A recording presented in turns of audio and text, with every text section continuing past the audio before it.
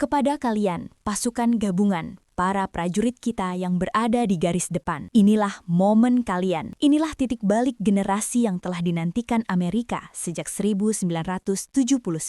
Dan sejak perang tanpa arah akibat kesombongan, generasiku, generasi kita yang memegang kendali. Selat Hormuz memasuki fase ketegangan yang belum pernah terjadi sebelumnya saat Iran meningkatkan upaya untuk mengendalikan dan berpotensi memblokir jalur maritim strategis tersebut. Tekanan dengan cepat menyebar ke seluruh kawasan. Jalur pelayaran kritis menghadapi risiko yang semakin meningkat, mendorong respons langsung dari Amerika Serikat.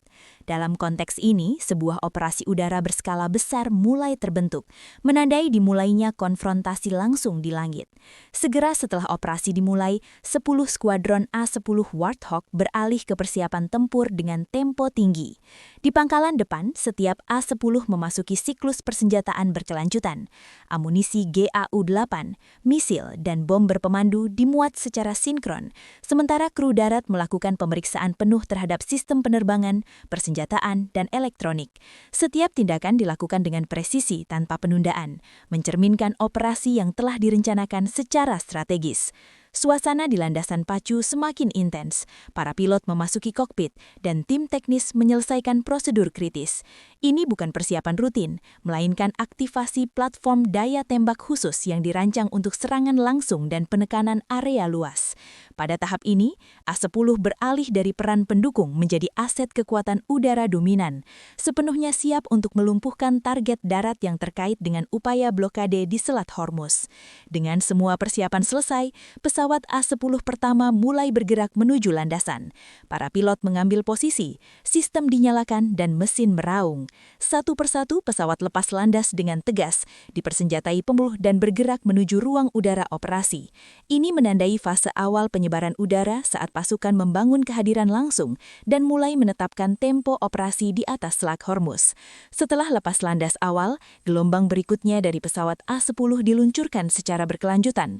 Pesawat berbaris dan lepas landas secara berurutan dengan cepat, membentuk siklus penyebaran yang berkelanjutan dan tanpa henti. Tempo tinggi dan kepadatan ini menunjukkan bukan sekadar satu serangan, melainkan kampanye udara yang diperhitungkan untuk melumpuhkan secara menyeluruh.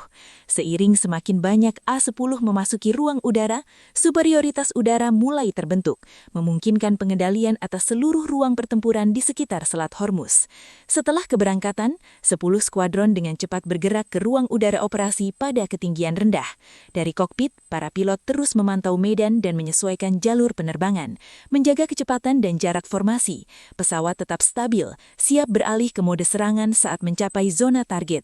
Pada tahap ini, kekuatan udara AS telah membangun kehadiran langsung di medan tempur, bersiap melaksanakan serangan yang bertujuan menetralkan upaya blokade di Selat Hormuz.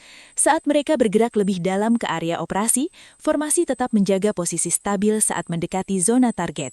Di udara, pesawat mempertahankan jarak taktis dan menggunakan sensor onboard untuk mengidentifikasi serta melacak target.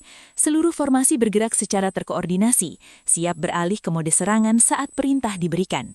Ini adalah fase kritis saat kekuatan udara mengamankan kendali ruang udara dan bersiap untuk serangan presisi terhadap elemen kunci strategi blokade. Setelah target terkunci, operasi serangan langsung dimulai. Dengan formasi sepenuhnya berada pada posisi, skuadron A-10 beralih ke fase penyebaran daya tembak. Di dalam kokpit, para pilot melakukan penyesuaian akhir, menyempurnakan vektor pendekatan, menstabilkan sudut penerbangan, dan mengunci target dalam sistem onboard. Setiap pesawat secara halus keluar dari formasi, beralih ke lintasan serangan sambil tetap menjaga koordinasi keseluruhan.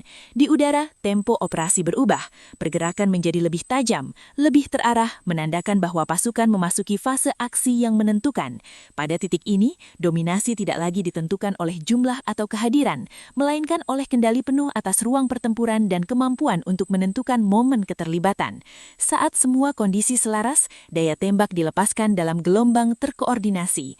Pada sistem penargetan, sasaran terkunci dengan kuat. Sinyal akhir menghilang, digantikan oleh eksekusi yang tegas. Dari atas, serangan dilancarkan dengan presisi, menciptakan titik dampak berurutan di seluruh medan tempur. tempo berubah sepenuhnya. Target dinetralkan secara sistematis, meninggalkan jejak jelas dari operasi udara yang dikendalikan dengan ketat. Tidak perlu penjelasan, hasilnya berbicara melalui apa yang terjadi. Saat serangan awal berakhir, operasi tidak berhenti. Ia bertransisi menjadi siklus eksekusi berkelanjutan. Skuadron A-10 bergiliran keluar dari medan tempur dan kembali ke pangkalan dengan waktu putar balik minimal. Begitu roda menyentuh landasan, kru darat langsung mengambil alih. Inspeksi cepat, persenjataan ulang segera, dan persiapan untuk sorti berikutnya. Tidak ada jeda, tidak ada gangguan, hanya transisi mulus antar siklus tempur. Sementara itu, di udara, formasi lain mempertahankan kehadiran konstan, mengendalikan ruang udara dan menjaga tekanan di seluruh kawasan.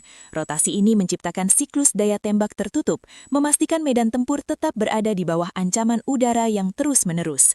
Tempo tinggi, koordinasi presisi, dan eksekusi berkelanjutan mengubah keunggulan sementara menjadi kendali yang bertahan lama. Tidak ada celah operasional bagi pihak lawan untuk dimanfaatkan. Setiap upaya untuk berkumpul kembali terganggu sebelum sempat terbentuk.